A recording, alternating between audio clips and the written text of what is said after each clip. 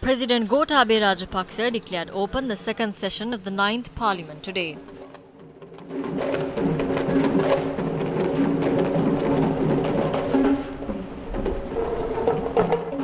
Arrangements were made to hold the ceremony in a simple manner without gun salutes or car parades.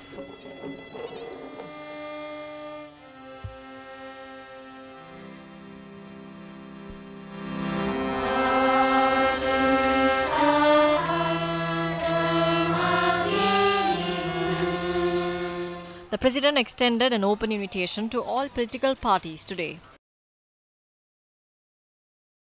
As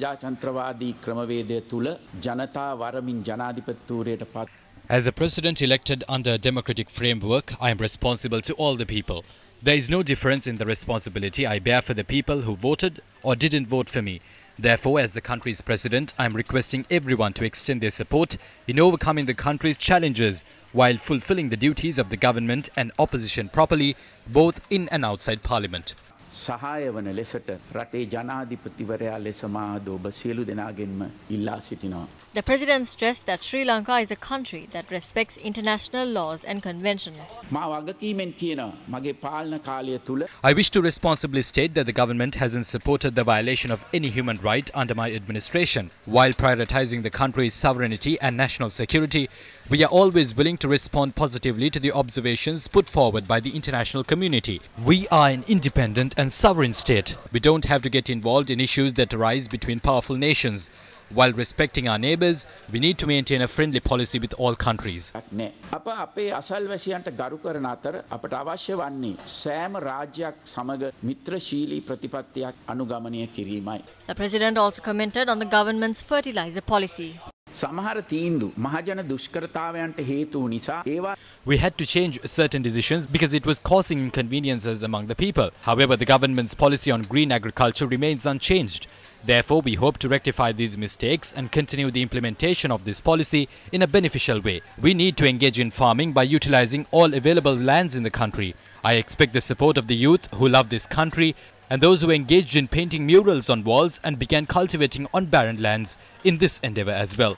පසුගිය කාලේ බිත්ති පින්තාරු කරමින් පුරන් කුඹුරු වගා කරමින් පෙරට රටට ආදරය කරන තරුණ පරපුරේ සහාය මේ සඳහා ලැබෙනු ඇතැයි මම විශේෂයෙන්ම බලාපොරොත්තු වෙනවා. The President also spoke on the foreign exchange crisis that is one of the main challenges in terms of economic management. සමස්ත අපනයන ආදායම We generate less than $1 billion in export revenue every month, but we spend about $350 million every month only for fuel imports. Out of the fuel imported to the country, about 70% is used for vehicles, 21% is used to generate electricity, 4% is used for industrial purposes.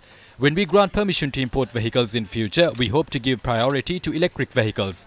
When supplying electricity to these vehicles, we must formulate a plan to obtain it from renewable energy sources. වාහන සඳහා ප්‍රමුඛතාව ලබා දෙන්නට අප බලාපොරොත්තු වෙනවා. ඒ අනුව වාහන සඳහා විදුලිය සැපයීමේදී හැකිතාක් දුරට පුනර්ජනනීය බලශක්ති ප්‍රභවයන් භාවිතා කරන්නට අපි සැලසුම් කළ යුතුයි. The President also highlighted the need for unity to overcome the existing challenges. අප ඉතිහාසය පුරා ඕනෑ තරම් අභියෝග As a country, we have faced multiple challenges throughout history.